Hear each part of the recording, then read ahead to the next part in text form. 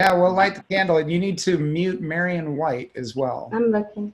Okay, you got it? Let me know when we're a go. I put the recording on. The recording is on. All right, everybody. My name is Ken Quinn with U.S. Term Limits. I want to thank all of you for joining us tonight. We're kind of experimenting. We have invited everyone of our supporters in the country, so we're getting a lot of people on this call tonight, and we are going to be doing this every week. So we are really glad and excited that you're joining us here this evening. And so a lot of this might be new. We've been doing these for a few weeks now, so some of this information might be repetitive of what you've already heard, but we really appreciate your patience as more people join the cause, or should we say join the revolution. And so with me this evening, why don't you guys introduce Stacy? I'm going to throw it over to you first. Share with the folks. Hi, everybody. I'm Stacy Selleck. I'm Digital Director for U.S. Term Limits, which means I do a lot of the digital stuff, which is the website, any kind of data operations, advocacy, emails, and things like that. Social media is a big part of that. Glad to have you here. Awesome. We'll throw it to Ken Clark. My name is Ken Clark. Hi, everybody. So you've got two Kens on the call. You've got Ken Clark and Ken Quinn. So refer to us as Clark and Quinn, and that will solve a lot of confusion. I'm also a regional director. Ken and I pretty much split up the United States right now, and I cover the southern half from California all the way to Illinois, Indiana, and the Virginias down to Florida, Alaska, and Hawaii. Ken Quinn is covering the New England states and the Northwestern states. And so we pretty much have 25 states apiece. So we are very, very busy people. And I want to thank you all for joining us tonight. This is going to be a lot of fun. We're going to be refining this. We're going to be doing it every week. Also, we're going to be taking what we go over here and dialing down in future weeks to get more and more detail as we go. Once we get to know each and every one of you, we're going to get to know what you want to do, what you're able to do, what your likes and dislikes are. And believe me, we will put you to work and your time will be very well spent. So this is kind of an orientation and to throw a whole lot of information at you, and away we go. So. All right, thanks, guys. Yeah, so we really appreciate your time, and we're going to kind of just jump in real briefly on what we're trying to accomplish. And if you're new to our U.S. Term Limits family, basically, in a nutshell, I'm not going to spend a lot of time on this. This will be more for a detailed dive in the future, but we want to see term limits on Congress. I think the latest poll, 82% of Americans want this, and we've been wanting it for decades, and there's only two ways it can be done. It has to be an amendment to the U.S. Constitution, and so the only way you can do that is propose the amendment either by 2/3 of both houses of Congress, which is letter A here, or 2/3 of the states need to apply for the amendment to have a convention. And we are actually pursuing both of these channels. We have an amendment in Congress now, in the Senate and in the House, and we're also seeking the application process through the states. So we need help, and that's the whole reason we're doing these calls, is because we cannot do this without you. You know, Stacy, we were talking the other day, and we get a lot of people on Facebook saying, what's taking you so long? Just get it done. It's like, get it done already. Yeah, it's like, hey, guys, listen. We are just the vehicle. We got to put you on the bus to get to our destination, because without you and the grassroots, this is not going to happen. We can't just wave a magic wand and put term limits. We have to get this passed, and what that means is a lot of blood, sweat, and tears. It takes a lot of work. And so it's not easy to change the Constitution, and it shouldn't be, but your legislators are more likely to listen to you than they will to us. So it's best if you guys all take charge, and you don't need our permission to do it. Just go ahead and contact them. Yeah, and we're here to help, and we want to guide you. And this is a real heavy lift, guys. This, you know, the odds of getting an amendment proposed and ratified are minuscule. And so it's a real heavy lift, and that's why we need as many people as possible to join us. And I think it was Scott Murphy called it the term limit revolution. So we want you not only to support what we're doing, you know, as a belief system, we need feet on the ground. We need you to help us any way that you can. And so that's the reason we're doing these calls. over the next several weeks and months, we're going to be sharing stories of our success, our challenges, ways that you can get involved. And so tonight we're going to be doing a real quick overview so that all of you can see how you can get involved. And we want you to take that next step to actually let us know by checking off which items you can help us with. And we'll be getting to that shortly. But here's our ant struggling. This is us. I feel like this every day sometimes. And what we need to create, I kind of got this from a good friend of ours, Bob Berry. This is a swarm. And when I hear swarm, I think of bees. This is actually a swarm of ants. And they actually do swarm. And this is what we're trying to create with you, our term limit supporters, is a swarm of people busy getting the deal done for us in a lot of different areas. And, you know, it's interesting, Ken, because I saw a meme just today on Facebook, and it was showing a guy. There were two pictures, one guy, and there was one bee circling his head, and he wasn't paying attention. And nobody worries about a single bumblebee, right? Yeah. Nobody does, but a swarm of them, and any man, a soldier, even a Navy SEAL, will run in fear. And that's what we have to become. Yeah. And if we do that, amending the Constitution, as you had mentioned earlier, is a very heavy lift. It should be. This is very serious. But we need to win in order to get term limits put on Congress, and this is the only way. And this swarm meme is absolutely perfect. Enough pressure put on these people, they'll do what they need to do. And that's where you come in. You're right. And because if you have worked with or tried to lobby with legislators, you know that they get bombarded by groups and people. Once they hit their live sessions, it's just a craziness. And so if they're not hearing from our people, then if it's not important enough to them, then it's not going to be important enough for them to pass it as a resolution. So that's why we need people reaching out and getting involved. And we really are going to grow this thing, and we're going to create a term limit revolution. We will get this done. You know, when I looked up this swarm thing, I actually saw a website about ants and how they swarm. And what I noticed in this little definition, and it says, swarm intelligence explains why colonies of ants construct ant highways, seamlessly delegate tasks throughout workers, and respond quickly and effectively to encroaching enemy ants. And that's kind of what we want to do with this idea. We're going to have a lot of things for people to do. We're going to delegate this stuff out in your states, and we need people getting involved. Hey, I can do this. I'm willing to do that. And so that is how we all get on the same page, work together, work smart, and we can accomplish a lot. And so that's the whole reason we're doing this. Ken? And the point of this call, Ken just hit the nail on the head when he said, I can do this, I can do that. It's the this and the that we're going to show you tonight. And we're going to give you the opportunity to do this or that, whatever this is for you or that is for you, whether it's making phone calls, setting up meetings, going to the Capitol, whatever it might be. We're going to show you how to do that very thing and where to go to get the resources and how we can then take you further down that path and make you an effective activist. Absolutely. So we need you.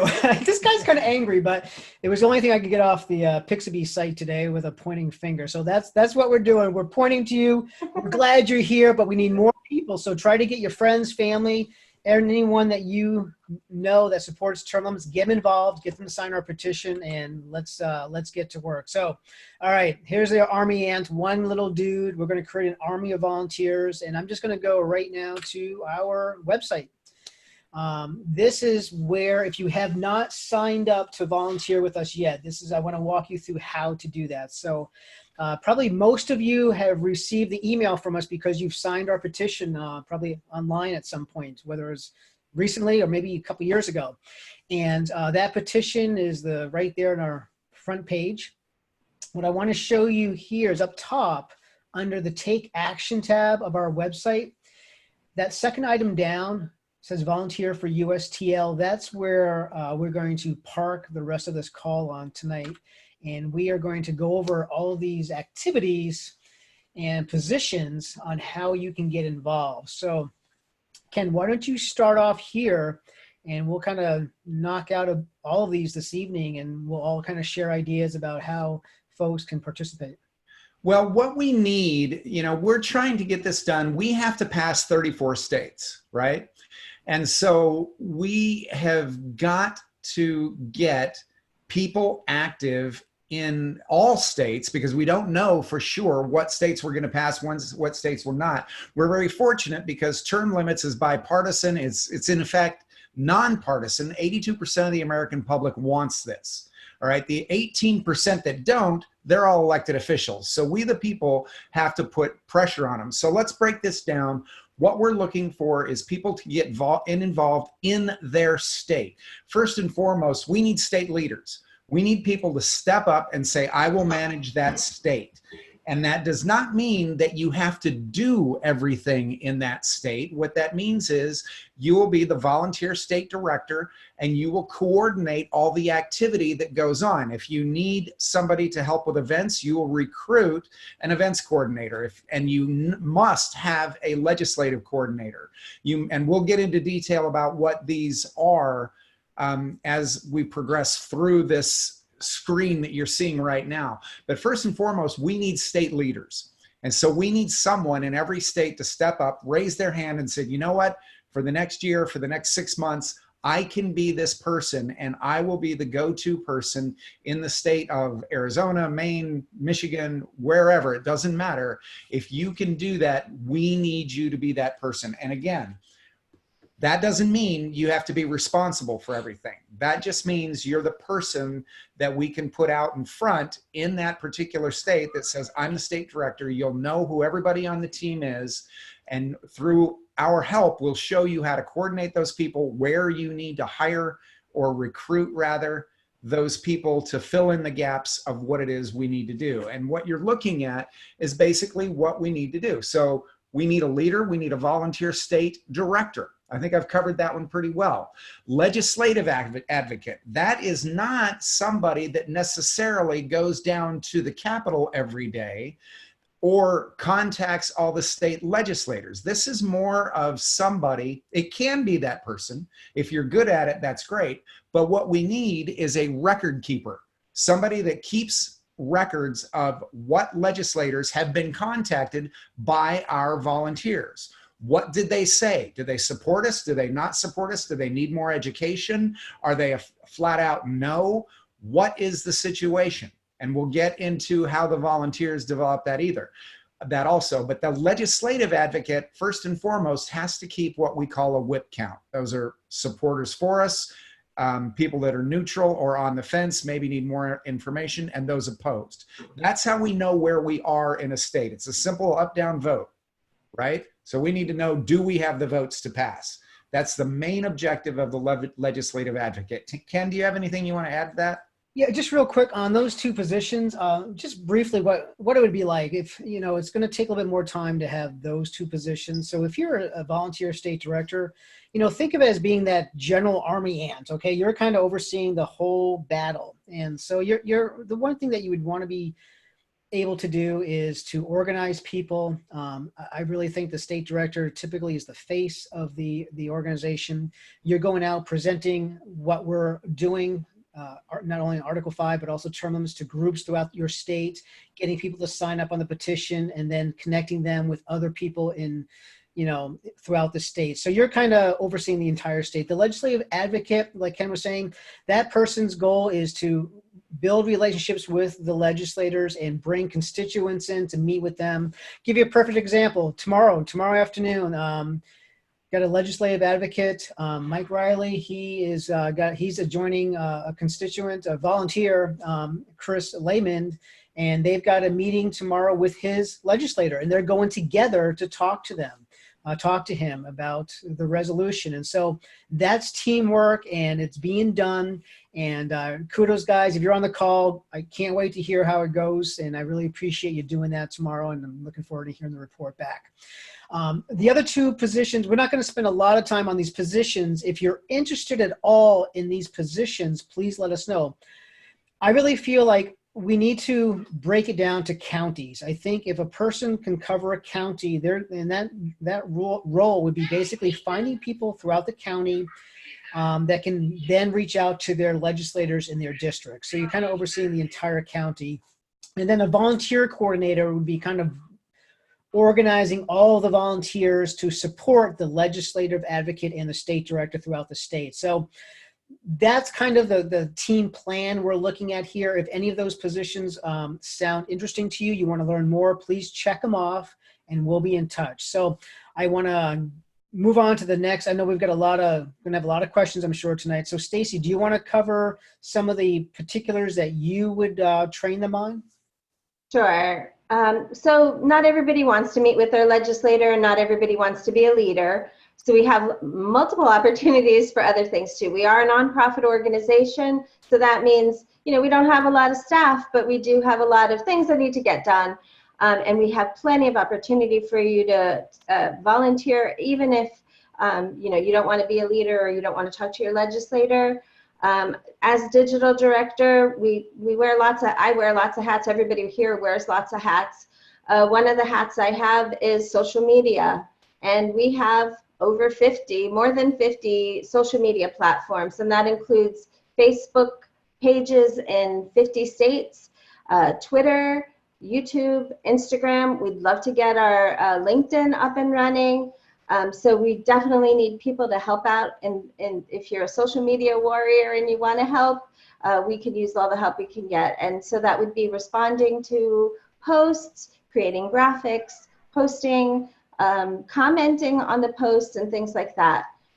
So please, if you're interested in that, just come to this volunteer page. It's termlimits.com/volunteer and check that you want to help with social media. We also have media relations, so that's news, press releases, and contacting the news, and potentially even letters to the editor. So we also have a podcast, which is the No Uncertain Terms podcast. And if you wanted to record something for that, we would consider, putting activists on the podcast. We're always looking for new material, for new blog articles, for getting, like I said, letters to the editor published in the news. So there are plenty of opportunities if you like to write, if you like to do graphics, if you have video skills. We would love to have, that's one of the things that we're really concentrating on now is our YouTube channel and creating as many videos as we can, good content videos, to up our subscription rates and, get more engagement in that platform. What else do we have? We have data needs. So we track all the pledges. One of the parts of, a very important part of what we do is get candidates and seated legislators to sign the pledge saying that they're going to vote for us when it's time to, it gets to a vote in a committee or a full chamber vote, that they're going to sponsor and support and try to get their friends and their buddies in the legislature to support term limits as well. Because next year we're going to have a double whammy, and the big double whammy is it's an election year. It's a huge election year. And so we're going to try to get as many, because let's face it, politicians are more likely to sign a pledge knowing that 82% of the population wants term limits on Congress, and therefore we need to get them before the election's over, because they're a little bit less likely to do so after the election. So this double whammy is the election coming up, as well as every year we run multiple states. We go into the state capitals and pass legislation, our resolution, through the different committee stops and both of the chambers in every state. So we would love for any help that you could give that way in tracking the pledges. So back to data, tracking the pledges, which candidates have signed, which candidates haven't signed, and the legislators that have signed. And we have all these lists on our website. So we have web development needs too, if you're good. And web development might sound a little bit scary, but we use WordPress, and WordPress is basically just word processing. So we would train you on all of that. And what I'm going to do, what I intend to do after this meeting, is set up a schedule that goes through December for each one of these areas of expertise, and we're going to have classes and we're going to train you on how to do that. So we can make us have the best impact that we can make in all those areas. Thank you.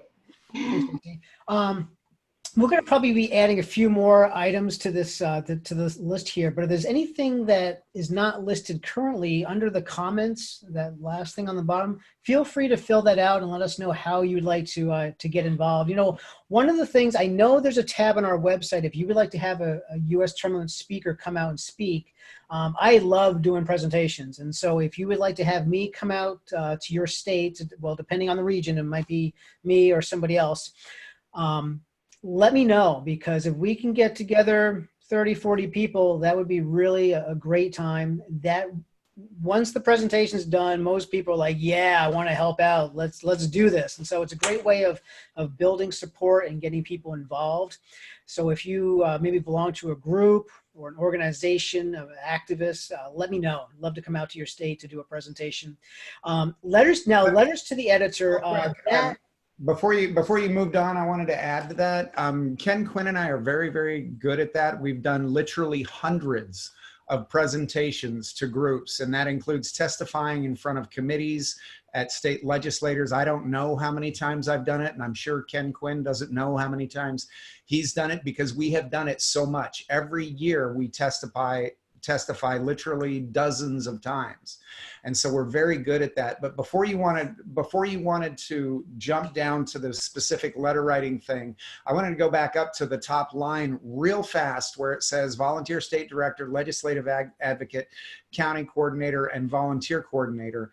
If you can get 4 to 5 people that are leaders inside a state, you've got the team that you need, because there are literally thousands of people inside every state in our database that will do things when you call on them. They won't necessarily step up to be a state leader, but they will be there when you need them.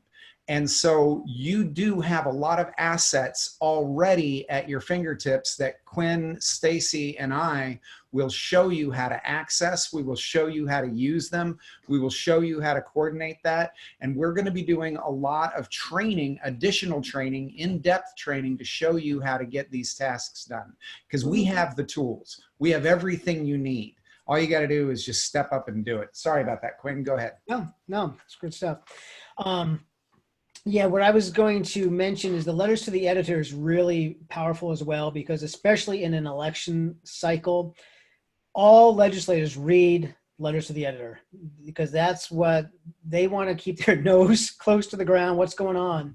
And writing letters to the editor about term limits really helps us soften the ground, because we, in a lot of our states, we have people seeking pledges from these candidates. And so if they're hearing about term limits in the paper, and then they're getting people calling and emailing, hey, are you going to sign the pledge?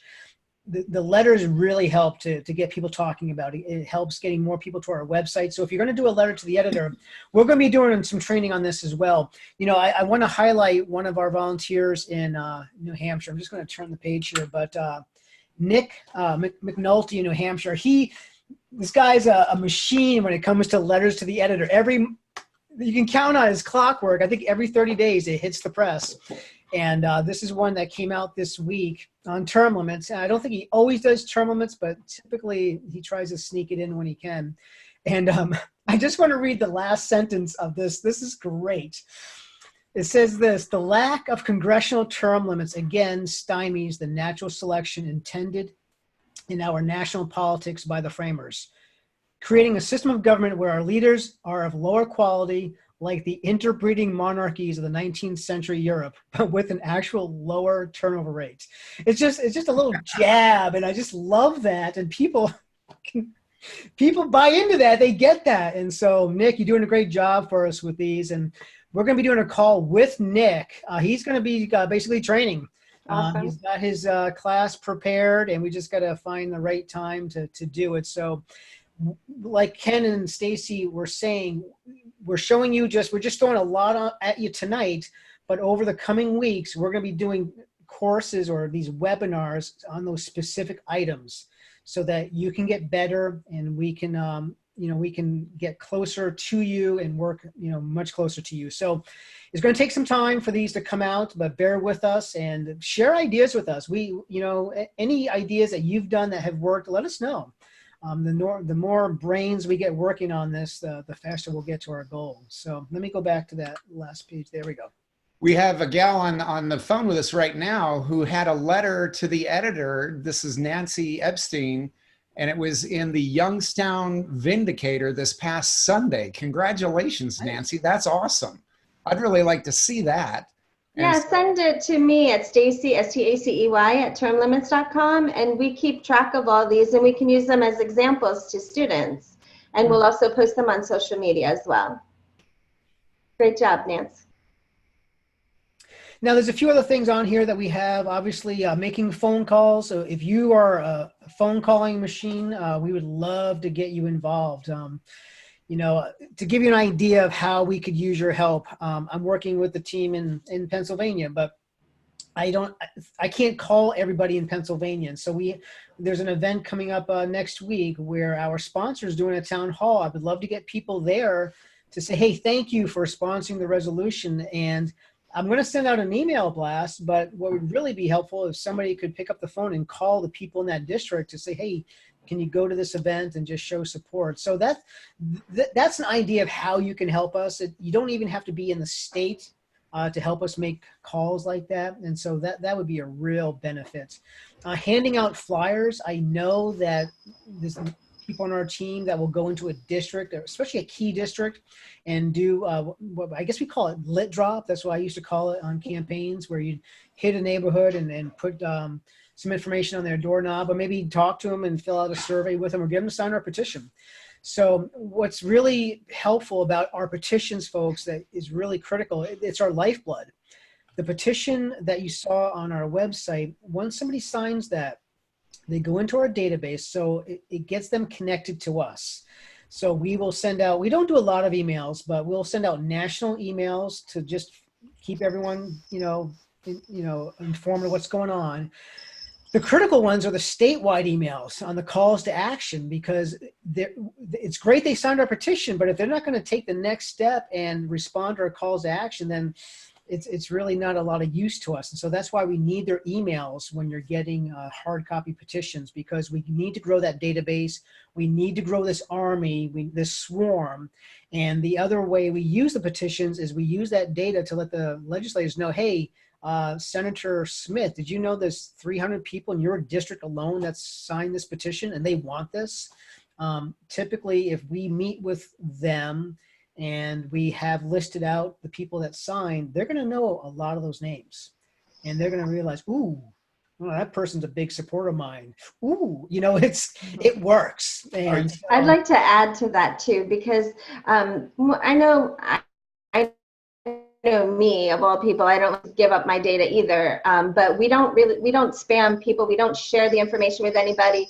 But the one key thing that we definitely need email addresses to keep in touch with you. But the other thing is during legislative season, when we have a committee or we need a certain person to be in favor so that we get that vote so that we pass, we have to have your address, actually, because what we do is when we do the query that pulls who we're emailing, it goes by legislative district. And if we don't have your address or your state, you're not going to get that email. You're just going to get the national emails, but you won't get anything that's real specific to your legislator or your district. So I would appreciate if even you can go back and sign the petition again with your current email address and add that address information, and it'll help us immensely. You've never seen what it's like when you walk into a legislator's room with a stack of petitions and names and like that. You hand it to their staffer. The legislator will grab it from their staffer, and they'll literally be going through it, reading their names while you're trying to pitch them on term limits. It's the most amazing thing. They won't hear a word. They're looking for specific names. Chances are we've got them because everybody supports term limits, but it is the most amazing thing. It gives you a real insight into what politicians truly think. It's amazing. I'll share a quick little story about this. It almost backfired on me one time because the person I was trying to bring on board as a sponsor is actually in my state. And we had a phone call, and he saw that list that was sent to him of the supporters in his district. And the first thing out of his mouth was, the first name I saw on your list is my biggest adversary, who has been trying to defeat me every time I run. And he said, the moment I saw his name, I wanted nothing to do with this. And so long story short, we kept the conversation going, and he ended up sponsoring the resolution. And so, but it shows you those names do have an effect. And typically that's why we want movers and shakers. If you can get key people, if you know who the movers and shakers are in a person's district, you know, especially if they're tied in with the Republican Party or the Democrat Party, you know, if so, for instance, if we're looking for a yes vote from this committee person, and it's a senator or a rep, you want more people in their party to sign this petition, because they're going to recognize more of those names if they're in the same party, right? So if they recognize, wow, these are people that really talk a lot, they do a lot for the party, that makes a much bigger impact. So yeah, that's why getting activists signing the petition is really critical, instead of just going to a town fair somewhere. So, right. Anyway. So what we're asking and what we need you to do is, like Ken and Stacy had just said, is go back into that website and tell us exactly what it is you are willing to do. And we will contact you, and we're going to put together we're already doing it, but we're going to be continuing to put together specific trainings for each and every one of you on all of those tasks. This is something we're doing continuously. Not all three of us will always be on it, but one or two of us will always be on it. And we're going to try to do it every Thursday at 8:30 Eastern Standard Time. And so hopefully from there, you will get the tools you need to become effective. And we need everybody. We need everybody involved. And so that is the ask for tonight. That is one of the specific asks.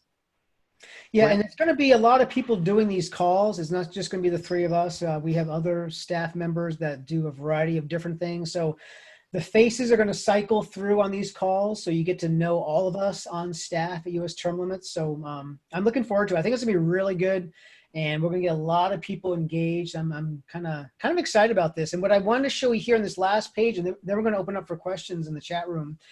If you haven't liked your state Facebook page, you might have liked our national Facebook page, but please go to our website, and it's the fourth item down under Take Action, and it's going to pull up the map of the country. Click on your state. That will take you to that state Facebook page, and like that and follow it, because to give you an example, I'm going to be doing some live Facebook videos in Pennsylvania in the coming weeks. And a lot of this is going to be sharing some detailed information that I need to get out fast, or I'm going to tell you what's going on. And so I use Facebook a lot for calls to action. Stacy, she'll on the back end put the call to action together, and then I'll post it under my video on Facebook.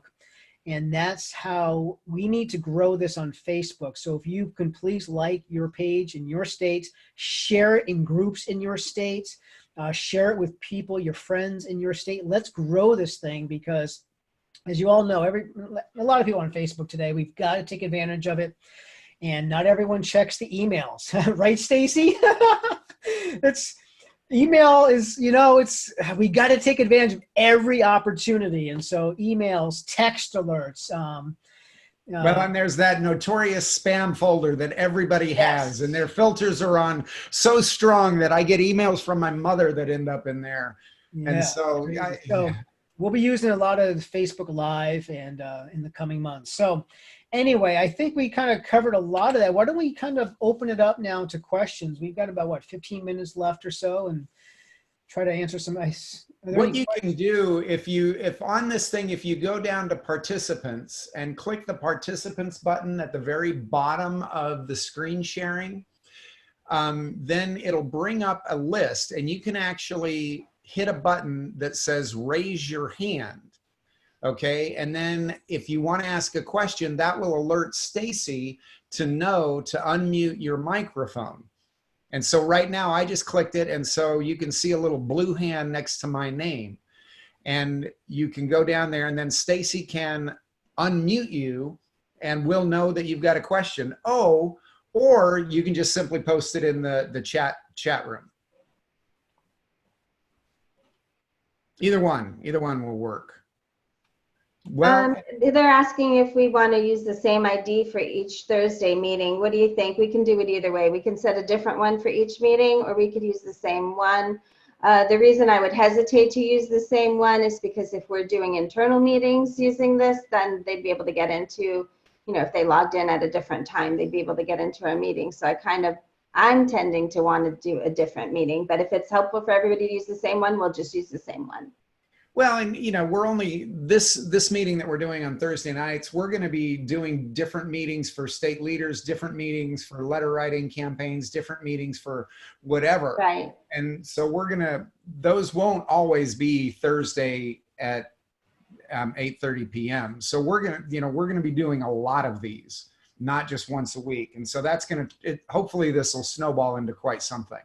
Right. So Jim, to answer your question, I think if you pay attention to the emails that come, they'll give you the meeting ID, and then we'll make that decision at some point. Yeah, I would always go with the fresh email that comes out with that login information, because we change things on our end, and it could be used on a different platform. You just never know. Right. And to Jim's point, we do need a new invite email, but you know, we can handle that. That shouldn't be that big of a deal, as long as they're not. Evidently, everybody was able to get on this one, so that works pretty well. So I have another question or statement here from Lehman. It says we need to put a full press on all of our state legislators, and until I joined this group, I was fighting this battle on my own. I need to try to get more people in Lancaster County, Pennsylvania. People are just not engaged. So we actually do have Resolution 444, and Mike Riley, that Ken Quinn mentioned earlier, is in that state, and they're meeting with their legislators in Harrisburg. That's Chris who's meeting with him, I bet. Is that Chris Lehman? Oh, is it? Okay. Well, Chris, you know how to. It's those petitions I sent you. You need to get that filled. Get those. Where are those sheets? I'm waiting for those filled sheets of petitions. That's what you need to be doing in Lancaster, buddy. Come on, let's get them. Somebody's asking how many signed petitions do we have? We have about 400,000, and we're shooting for 1 million. All right. Yeah, we've got our database is very, very deep, especially on the state level. Some states have got tens of thousands. Others, I mean, it varies from state to state, of course, by population, but we've got a bunch. Hey, Jim, there are 15 states that have term limits on their state legislatures. If you go to our website, you can see all of them, and with more detailed information on that. I can't remember if Arizona has term limits or not. Arizona definitely does. But if you're asking if we passed our resolution through Arizona, so there's another organization that also has a resolution for an amendment, but it includes 2 other items: limited government and balanced budget. And we're not really covering our progress map today. We'll cover that in another meeting. But we've tried to pass Arizona last session, and we keep coming up a little bit short. So that's why we really need a lot of help in Arizona, because we're really close to the tipping point there. We just have to make it happen. So the reason that we're doing it as well, even though another organization had passed it, is because there are various degrees of litigation that might be had, and it's just safer for us if we also pass it strictly just on term limits. Tennessee, there's another question on Tennessee. Tennessee has passed a multi-subject resolution. They have not passed, that does include term limits, but they have not passed a clean single subject term limit resolution. You guys, I can, if they go to our website, this is all up on the website on the front page. So you can It's under termlimits.com/progress. Yep. Right. Yeah, I think if you just scroll down to the bottom of our website, you can see what states have passed our single subject or single amendment resolution, and what states have passed the multi-subject that includes term limits. So you can see. North Carolina hasn't passed either. Nor is Tennessee, but Tennessee is definitely a target, and we have a state director in North Carolina as well. Yes, so we're there. Right. Right. So I don't see any hands being raised. I'm not sure. Well, everyone's typing their questions. Any more questions? Yeah, that seems to be working pretty well, doesn't it? Mm-hmm. Who else has questions? Chris, if that was you, good luck tomorrow. I can't wait to hear how the meeting goes. And I do want to address Chris's question. Because he's so involved and because of Mike Riley, we can give them access to be able to email the supporters in your area so that you can connect with them. How'd you turn on, Donna? Okay, the question is, correct me if I'm wrong, but isn't this something that can be accomplished if we can get a convention of states in progress? And I don't know, what we're trying to do is have an amendments convention of states for the purposes of proposing a term limits amendment to the United States Constitution. The Convention of States organization includes term limits in their resolution. They've got a 3-point resolution limiting the size, scope, and jurisdiction of the federal government, fiscal restraints on the federal government, and term limits on federal officials. Federal officials being open-ended, could be the United States Supreme Court, could be bureaucrats, could be anything, federal officials. So ours is limited to Congress. We are trying to impose term limits on Congress. There's a lot of back and forth and argument about between the scholars as to whether or not they quote unquote aggregate. We want to get to 34 with clean resolution. That way we know we're going to get a term limits amendment to the Constitution on Congress, period, end of story. Yeah, So, John, maybe John didn't join us late as we covered in the beginning. That's exactly what we're doing, John. We're trying to call a convention of states. That's why we're having this call tonight. And that's our mission. That's our mission. And I don't know who mentioned 28 signed petitions. I'm not sure what that. Yeah, that's our that gets mailed out through our mailing service. So what that is we definitely need to get 28 people in each district because that gives us more power. If we're trying to convince somebody to vote in our favor, we need 28 people in each district. That's our goal. Right. And I want to make another point very, very clear. Term limits on Congress has got an 82% approval rating nationwide. There is no other issue on the planet that has an 82% approval rating. 82% of the American people approve of and want term limits on Congress. I defy anybody to find me another resolution outside of, oh, gee, I want clean air. Oh, gee, I want more money. Oh, gee, I want clean water. I mean, a serious resolution that has that kind of approval rating. I mean, nothing does. And so our goal is to get to 34 as fast as humanly possible so that we can get a term limit on Congress. And that's what we're going to do. I think, let me just add to that is we have an amendment in Congress. It's for 2 terms on a U.S. Senator, 3 terms on a House member, okay? There's no way 2/3 of both houses are going to pass that out and send it out to the states to get ratified unless they fear that the states are going to call a convention. And as we get closer to the magic number 34, it may force them to act. Okay. Yes. But we want to get to a convention. And so that's why it's imperative that we get your state legislators behind this and we get state. And sit, Jiffy. Sorry, I'm slacking on my duty. Yeah. So we are taking both tracks and but I want to go through I want to take this term limit train baby and go straight smash it into a convention. That's my goal. Well, right. That's what's really cool about what we're trying to do. I mean, if you take a look at the map based on party affiliation in the United States, there aren't 34 states of either party. No party controls 34 states. And so no partisan effort is going to make it to 34. Ours is nonpartisan. We will make it to 34 if for no other reason. And it's because we have the national support. Now that will open the door for a lot of other resolutions to be passed, like a balanced budget amendment. We know that we need to rein in spending from Washington, D.C. And that doesn't have any party affiliation either, because both parties love to spend. I mean, think about it. In Washington, D.C., we had an all-out war brewing. I mean, 6 weeks ago, I would have thought that in Congress, one house was going to fight the other house, one party was going to fight the other party, and it was going to turn into a bloodbath. Then all of a sudden, they came together on something. What was that one thing they came together on? A spending bill. A spending bill. And man, they got that thing passed so fast, it's shocked even me. And I've been doing this for 30 years. They got a spending bill passed. Washington, D.C. will never fix itself. Yeah. It is up to us to do it for them. It's broken. We have some other questions I'd like to get to. Andrea, her question was, why are we seeking 3 terms for the House and 2 terms for the Senate?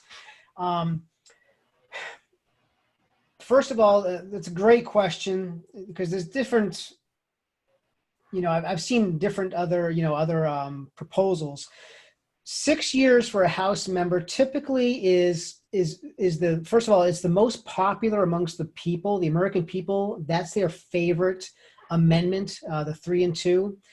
And what we tend to see is when people get to Congress in the House, the first few terms, they do a pretty good job based on what they said they were going to do. But we see shortly after, like the second or third term, they start to be part of the problem. And so that's why 6 years and you're done, we feel is a good way to keep it fresh, and they don't get too entrenched. And when it comes to the Senate, now we know that senators are supposed to be more of a mature body, and we just felt I don't know, I'm not speaking on behalf of how this came up, but 2 terms for a Senate, that's a total of 12 years, and that the Senate is voted on a third every election cycle. So I'd like to add to that. And one of the reasons we had to state specific numbers, we don't have specific numbers on our Article 5 convention because we just need them to come to the table. But for Congress, we cannot let them water the bill down saying, oh, well, I support term limits, but I support 12 years in the House and 12 years in the Senate. As Ken mentioned earlier, we'll never get a consensus that gives us the 2/3 that we need to get the amendment proposed. So we had to hammer it down to something. 8 years is usually what everybody likes. I mean, I deal with social media all day long. Everybody wants 1 term and they're out. And I'm amazed at how many people want 1 term and out. But so that's why we had to pin it down to something, and that's where we decided we wanted to start. Yeah, it's got to be a balance. One term is way too short. We never get ratified. 24 years, why waste your time? So it's nice. Right, and there's a lot of people that like the 2 terms, 1 term in office, the other term in prison, but we'll get to that. There's a few more questions. There are. Lifetime retirement. Listen, this is just for terms. There's a lot of misinformation about lifetime retirement. They don't receive any kind of financial benefit unless they've been in office for 5 years, and then it's a graded level over decades. So people think that they receive a lifetime if they're only there for 2 terms. That's not true. So we're not including any of that. So here's another thing, Stacy, we see all the time on Facebook. Okay, no benefits, no health care. I get it, guys. I get it. Yeah. I agree. But that is true. But I think that would have to be part of that will be what the new people that get down to DC, those will be the changes they can help institute. We just need to get term limits. We are focused on just term limits for members of Congress. Something else. Nothing. Yeah. And so somebody's asking if there's a way, if they've gotten off of Facebook, which I don't blame you, is there another way to contact my state organization? Are you talking about us? Yeah, the best way, they're talking about the state leadership. I think for now, the best way to do that is to reach out to me or Quinn. Right. And you can reach out to us via email. I'll post my email address in here, and Quinn, you do the same. Also, someone asked Kimberly, I think, if you have somebody in Tennessee leading the charge there. We don't have a state director in Tennessee right now. We've got some solid volunteers in Tennessee, but they do need a state leader. We've got a lot of activity going on. We're doing a lot of lobbying. I've got a team that works directly for me that goes into estates and they start contacting legislators. And these are part of our paid staff.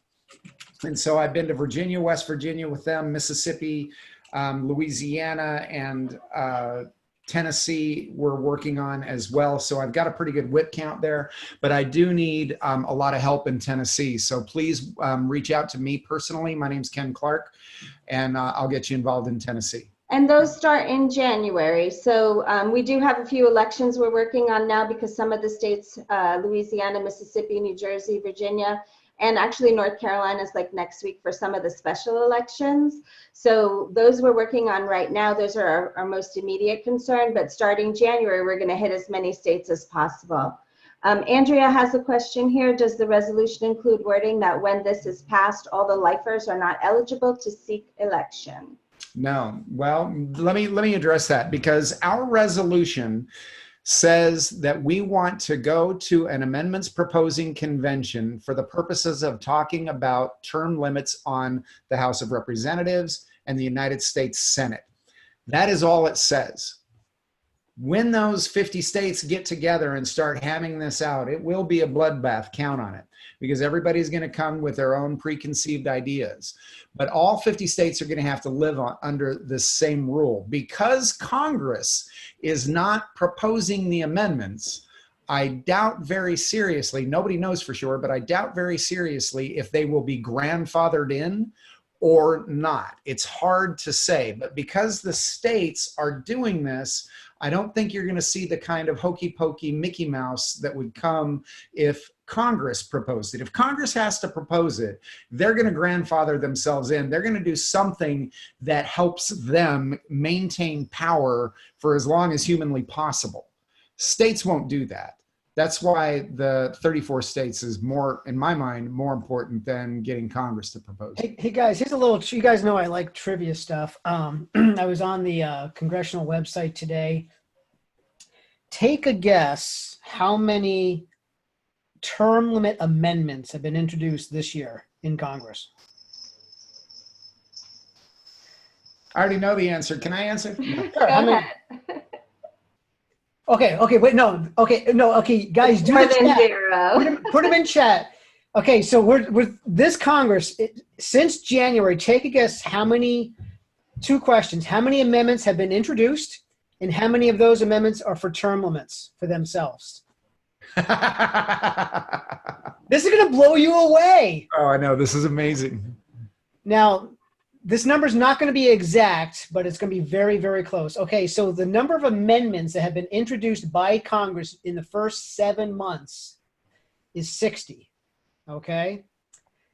About 15 to 16 of those are for term limits, congressional term limits.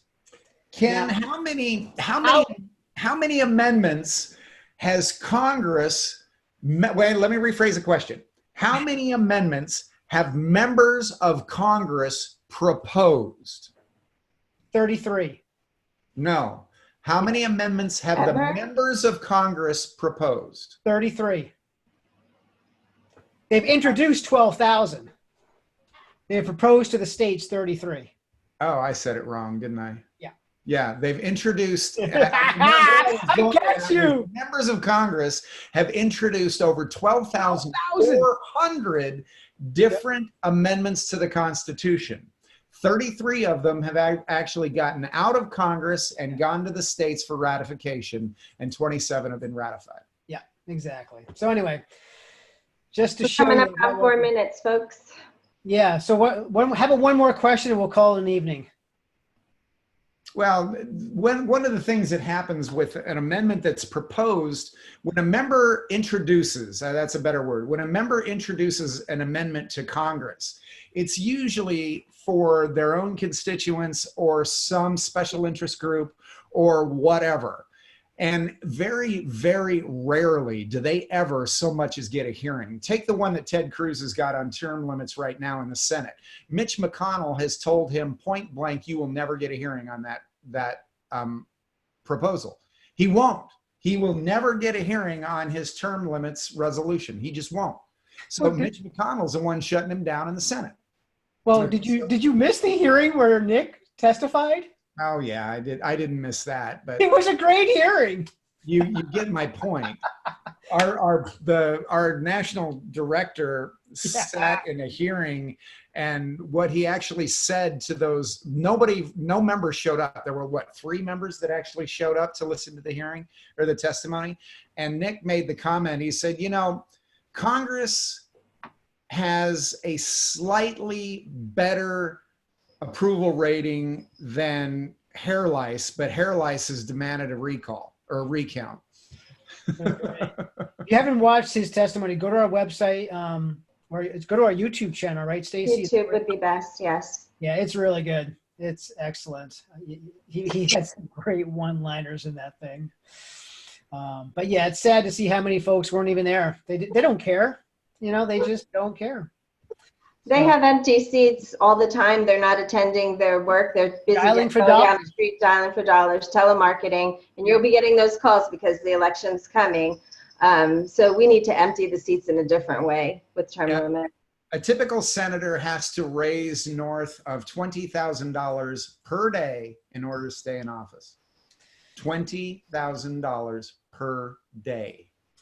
All right, guys, we're coming up on the hour. I say we call it a wrap. So any closing thoughts, Stacey?